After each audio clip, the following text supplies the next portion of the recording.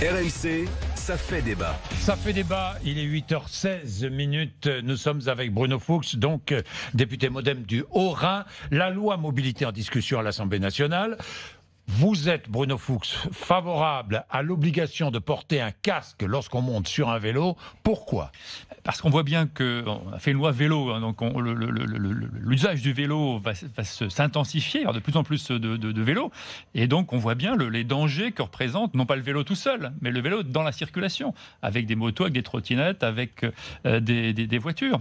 Et donc à partir du moment où le trafic s'intensifie, et on le voit dans l'accidentologie, il faut protéger les usagers, et donc il est logique de mettre un casque. Mais c'est pas un casque de moto non plus. C'est pas un casque de moto. Oui. Un casque, on le voit déjà dans la plupart casque léger. La plupart des parents mettent des casques pour chez leurs enfants et pour eux-mêmes. Donc, alors plusieurs amendements ont été déposés allant dans ce sens. Vous pensez que ce sera voté ?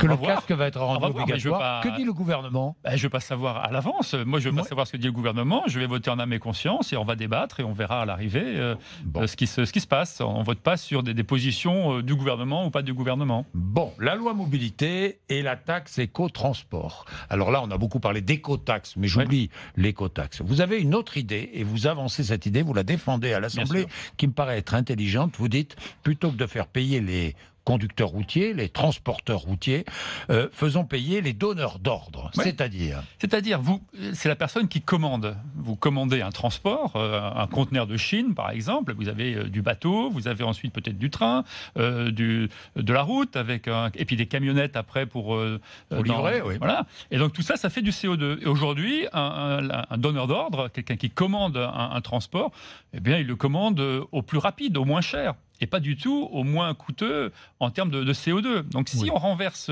les éléments de responsabilité et de prise de décision et qu'on dit aux donneurs d'ordre, vous devez prendre des décisions par rapport à votre transport, à la route choisie, aux sous-traitants choisis, au mode de transport choisi et au CO2 produit, eh ben, vous créez un cercle vertueux et vous amenez également les transporteurs à réfléchir à comment mieux transporter avec moins de CO2. Aujourd'hui, les transporteurs, eh ben, ils payent la taxe CO2, voilà, et puis c'est tout. Et ceux qui investissent dans des camions plus propres, ben aujourd'hui c'est plutôt une charge. Ils n'en voient pas tellement le bénéfice. Là, c'est au bénéfice de tout le monde, et donc je trouve ce système extrêmement vertueux. Cette idée est écologiquement vertueuse. Elle oblige les entreprises à faire appel à des camions moins polluants si elles veulent payer une taxe plus faible. Que disent les transporteurs routiers ? Ils sont plutôt favorables. Ils sont favorables, bien évidemment, puisque aujourd'hui c'est eux qui portent la charge fiscale du transport, et en réalité eux ne font que répondre à des ordres donnés.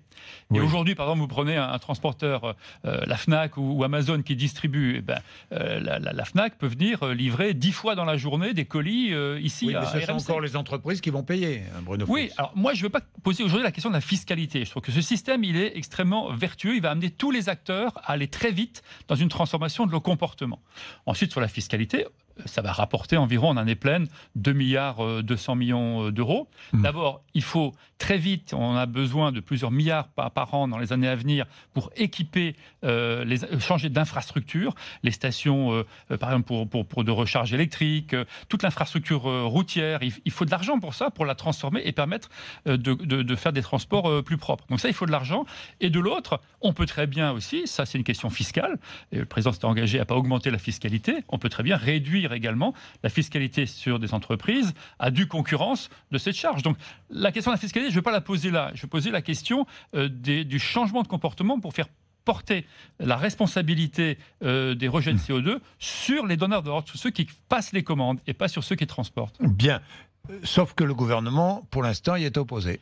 Alors, il est opposé à cette proposition qui vient des députés de la majorité. Oui, alors je ne sais pas ce que c'est que le gouvernement. Oui, je ne sais pas. C'est la ministre pour l'instant. Politique. Oui. Pour moi, c'est plutôt un avis de l'administration, du ministère des Transports. C'est pas le gouvernement.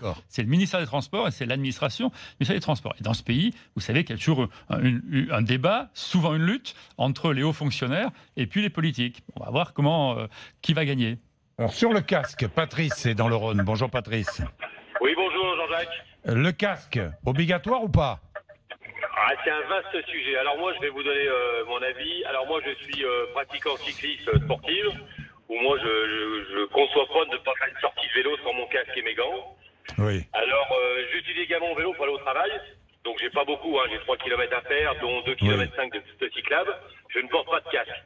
Mais il est évident que dans les grandes villes, je pense que ça serait bien de le rendre obligatoire. Ouais, parce qu'aujourd'hui, c'est à l'image de la société. Hein. Que ce soit à vélo, en voiture ou je veux dire, le comportement est à l'image de la société, c'est-à-dire ultra individualiste. On respecte plus rien. Quand vous prenez dans Paris, j'ai été récemment, c'est la jungle, quoi. À faire du vélo dans Paris, c'est la jungle, c'est tout et n'importe quoi. Merci Patrice. Merci Patrice. Voilà Bruno Fuchs. Eh bien, merci Jean-Luc Bourdin. Merci. Voilà. Merci d'être bonne venu journée. nous voir. Nous suivrons cette loi mobilité.